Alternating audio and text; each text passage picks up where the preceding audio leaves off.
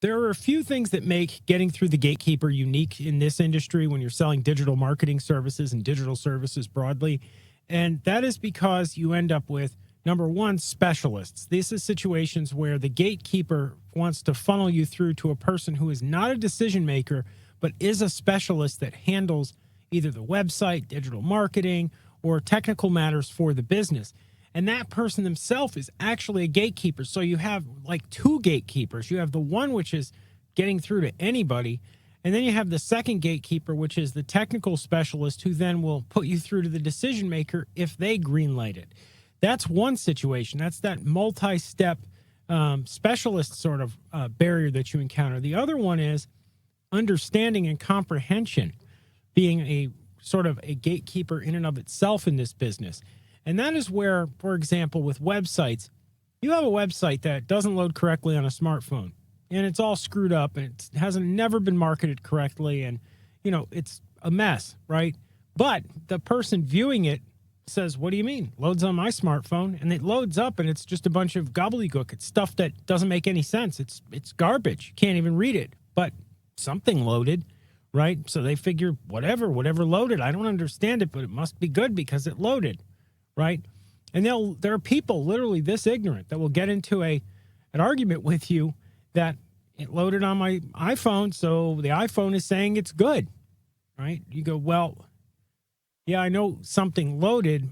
What you need to do is hone in on a specific error usually. And it doesn't matter what it is. It could be a completely superficial error, but something that this person who's a gatekeeper understands is an actual problem. Okay, because they're not going to understand the website's not getting leads being a problem or loading incorrectly is a problem or things like that because they're not looking at it critically. They don't have critical thinking skills a lot of the time. Okay, not saying all gatekeepers are this way, but a lot of the time when you encounter a gatekeeper you can't get through, it's because of this. It's because they just don't understand that, you know, you're trying to get through to talk to whoever is in charge of the website because there's a problem. The other thing, it's not so unique to this industry, but it is something that comes up quite a bit, is the why factor of gatekeepers, right? You're calling up, you're trying to set an appointment with whoever's in charge of the website or whoever handles digital marketing. You're trying to talk to that person. They're going to ask you why. And the typical answer of your salesperson is, oh, because I want to talk to him about digital marketing, or I want to talk to him about, don't do that, okay? The second that you alert them that you're a salesperson, their sales resistance spikes. It's like a barrier goes up in front of them, an invisible shield. They're not going to set an appointment for you.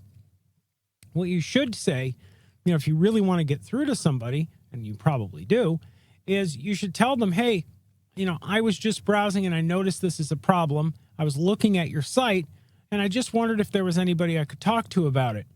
That kind of a thing. You know, don't alert them that you're a salesperson. You're not looking, you know, you're going to set your appointment when you get through the gatekeeper to the person who you can set an appointment with. The gatekeeper is somebody to get past. And to get past them quickly, you want to be friendly, informal. Don't give them too much information. Just let them know you're looking for whoever's in charge. But you don't even have to phrase it as whoever's in charge. You can call up, you can even be sneaky. You know, you can call up and say, hey, you know, I called before and I was talking to somebody about your website. Who is it that handles it there? I need to talk to that person. You could phrase it like that. The goal is just to get through to whoever that is, and that's when you're going to set your appointment. Getting through that gatekeeper, you sometimes have to be a little slippery. Something unique in this industry as well is, are situations where the gatekeeper is the person minding the site, or minding whatever service it is that you're trying to sell. They're doing a terrible job at it. And of course, they're not going to undermine their own authority in their own situation.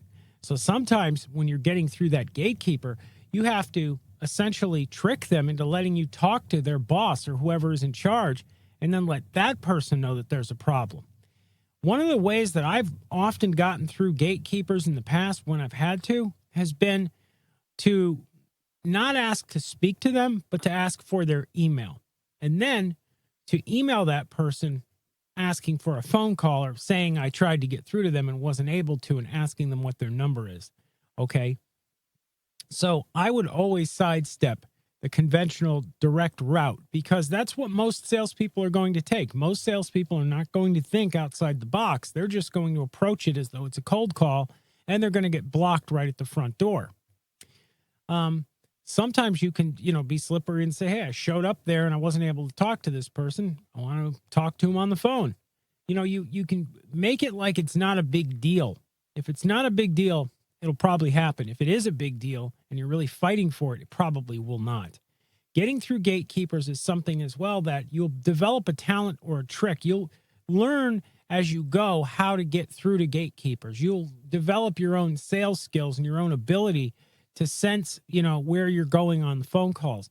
So a big mistake a lot of people make is to think of sales in terms of a paint by numbers script.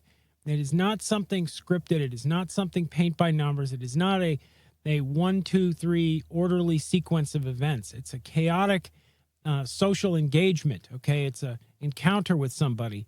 You need to handle it using your instincts more than you handle it using your knowledge. I handle sales very much in a friendly way.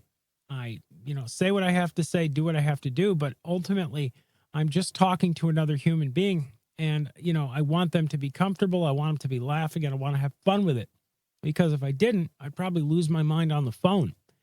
Anyhow, that's going to conclude this video. If you like it and you want to see more tips from us, make sure to subscribe to the channel, hit that like button, and leave some comments below. We do read them, and we'd love to hear from you.